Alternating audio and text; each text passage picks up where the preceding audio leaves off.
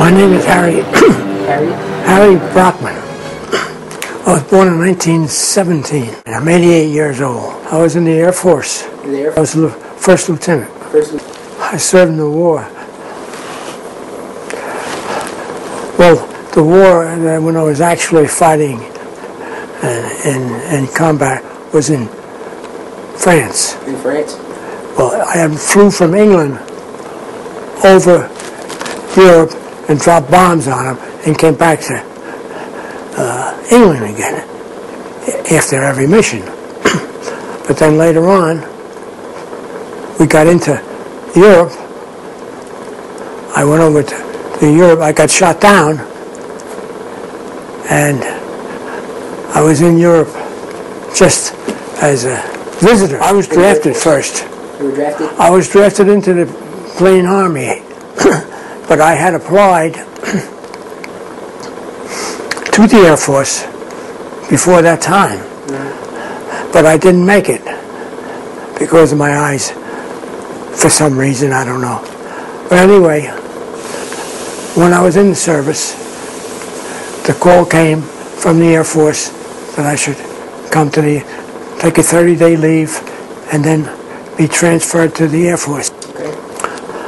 I was transferred to the Air Force, shipped to various places because it was only, the first shipment was 21 guys on one railroad car. We had the whole railroad car, and they took us all the way down from New York to Texas, and that's where my flight training started. It was very rough. They made it very, very rough on you. Okay. We had to eat certain meals a certain way. We had to eat a meal, as they called it, a square meal. You picked up everything. You would sit rigidly on 2 inches of your chair, look straight ahead, and pick up your food up to this high and into your mouth and back down again. And that was some sort of discipline training. And then we went on into primary school, primary flying training in a new place. I went to, where was it? Someplace in Arkansas. And took primary school. I learned how to fly a little single-engine airplane. Okay.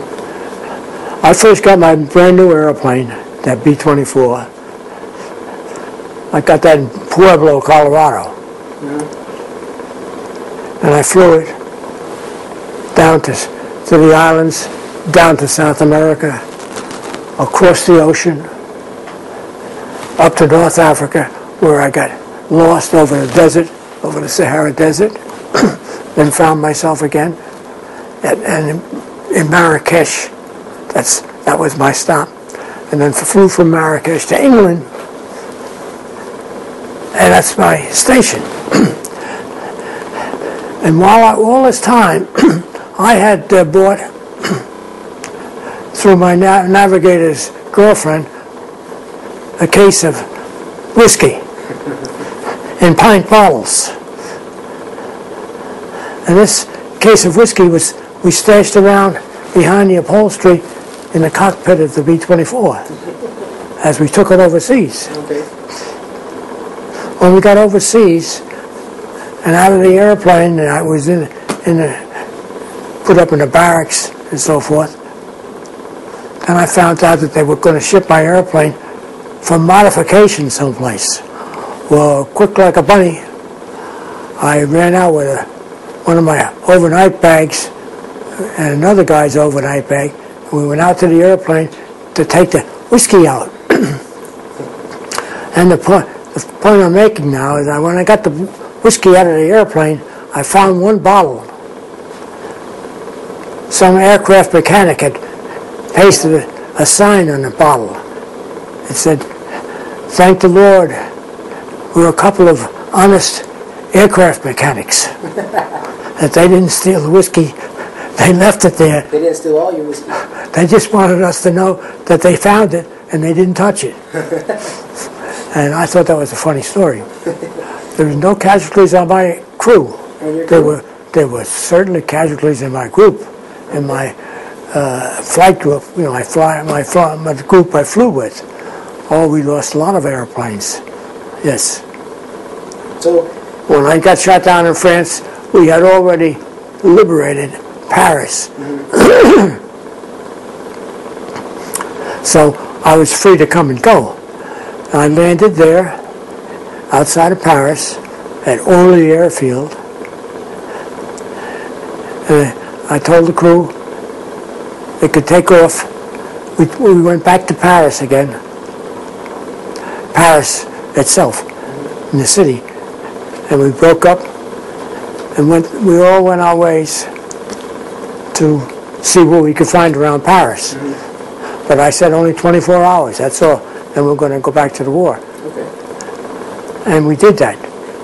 We went out for the night in various places, and the next morning we met again, and we all went back to the airport and flew back to England by regular air carrier that was bringing supplies in and out of France from England.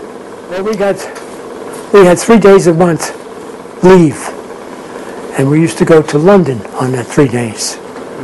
But I gave up going to London because at the airbase, that's the time that Germany was sending V-1 bombs over. They were flying over with their own engine, and they'd cut out the engine and they'd come down and bomb, you know, exploding. That's a picture of my original crew. I'm right here. That's you? That's me, yeah. Okay. The first guy here. And do you remember any of these guys? Like, who are these guys? Or are they just part of your crew? This was my bombardier.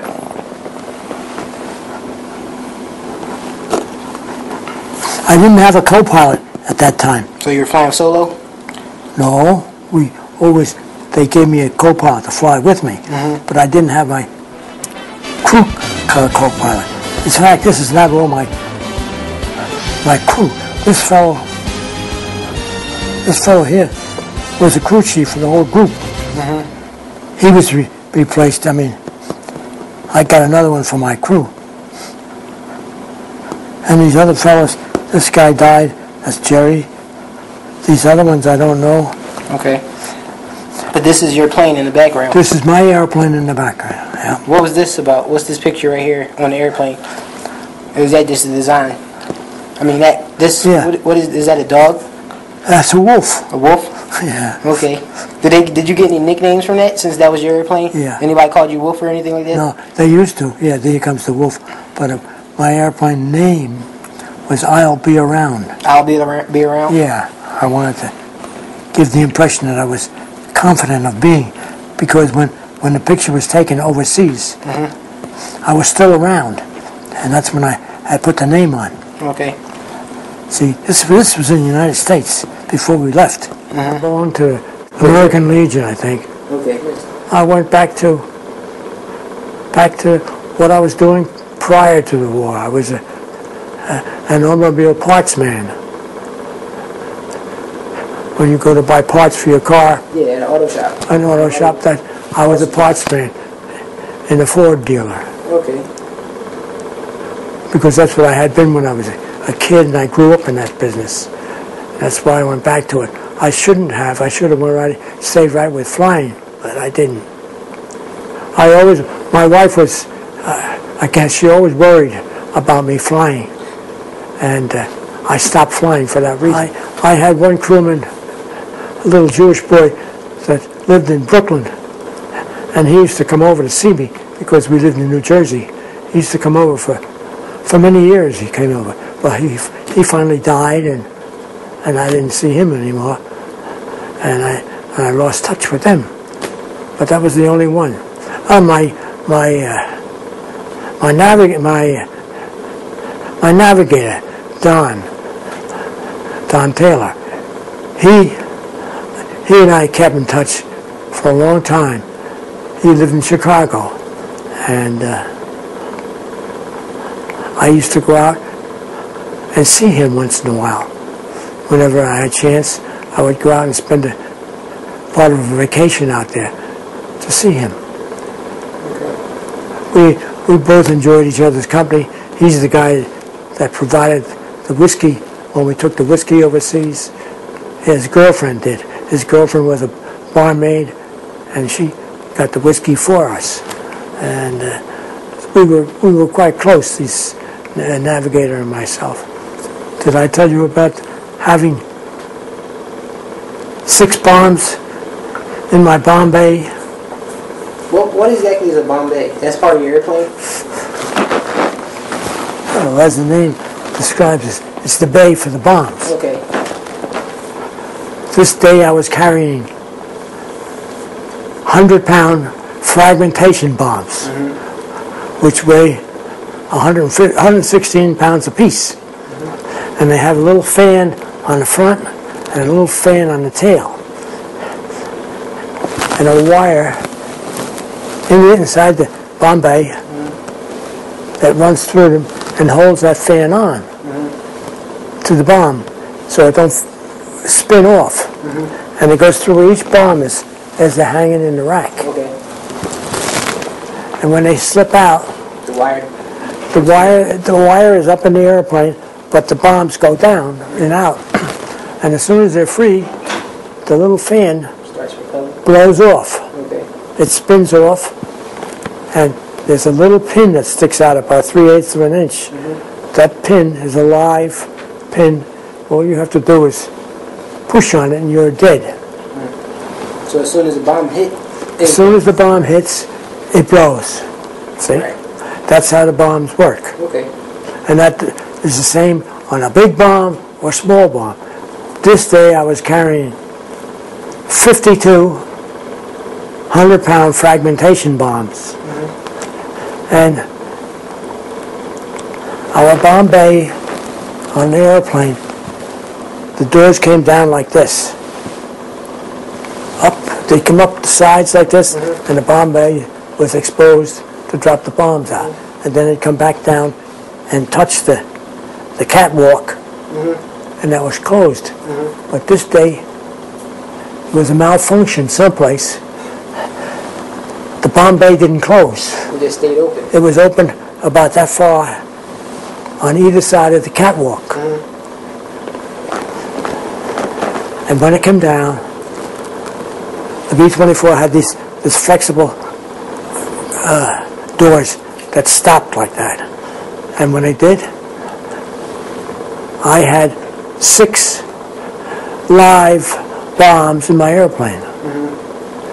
So at any given time, had they moved or anything, they would have blown? Well, they would have blown. So I had to leave the formation, a bombing formation, drop down and fly out over the English Channel And drop your bomb?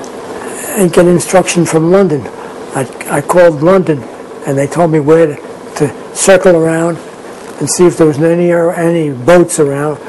If there was no boats, drop the bombs, which I did. I had two fellas go into bomb bay and pick up the bombs and drop them through the little opening on each side of the catwalk that